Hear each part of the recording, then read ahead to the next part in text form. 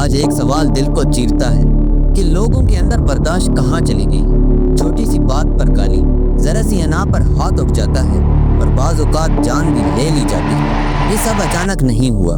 اصل مسئلہ غصہ نہیں، اصل مسئلہ نفس ہے۔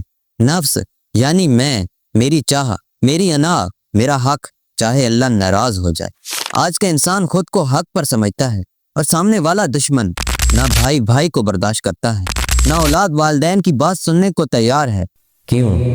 کیونکہ صبر ختم ہو گیا، اور صبر اس وقت ختم ہو جاتا ہے جب انسان اپنے نفس کو قابو سے آزاد کر دے۔